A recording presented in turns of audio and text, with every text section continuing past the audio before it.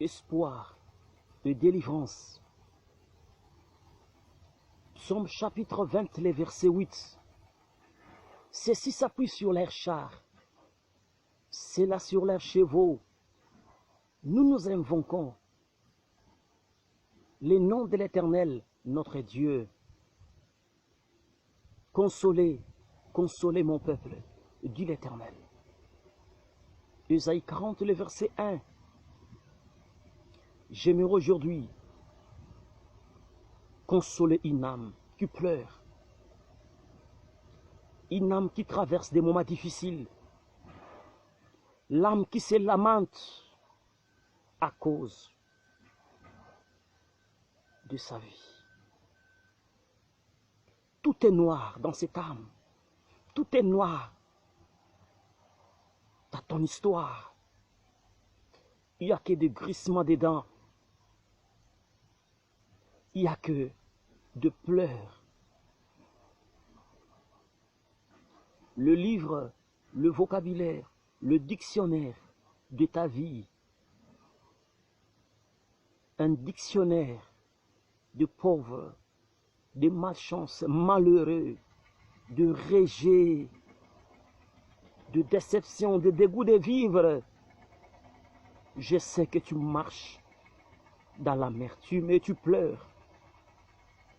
Je sais que l'Éternel console ta vie dans le nom puissant de Jésus-Christ. Ton histoire changera. L'Éternel aura aussi compassion de toi. Je sais que tu manques beaucoup de choses.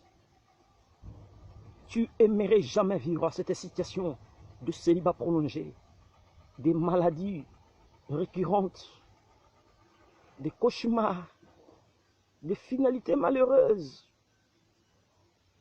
des déceptions répétées. Ne crains rien, car je suis avec toi.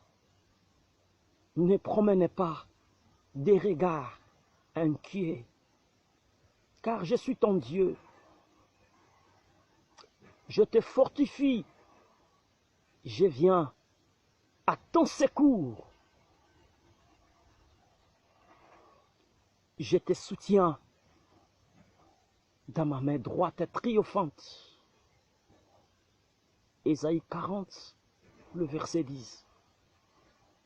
C'est une promesse de Dieu pour toi, une promesse de sécurité, une promesse qui rassure que ta vie ne sera jamais inaperçue sur la terre de vivant.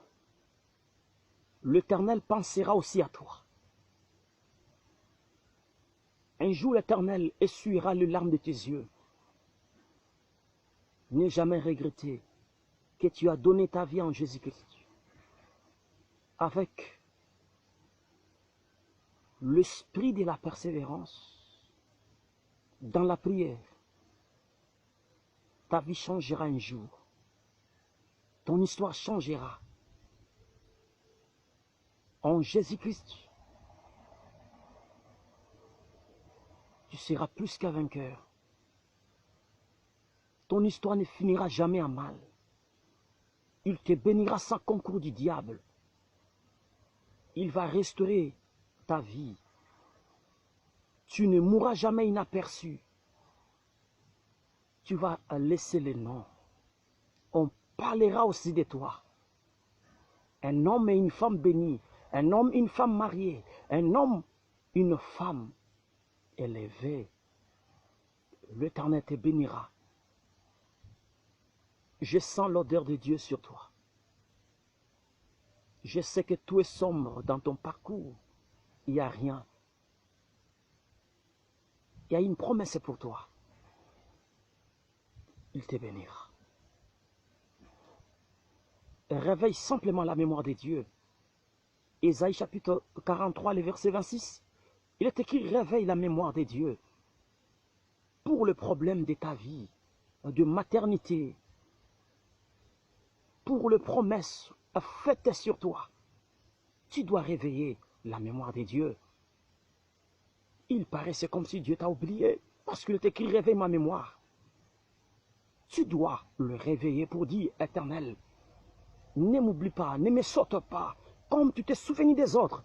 Souviens-toi aussi de moi, bénis-moi, guéris-moi, élargis ma tente. » Que cela soit ton partage au nom de Jésus-Christ.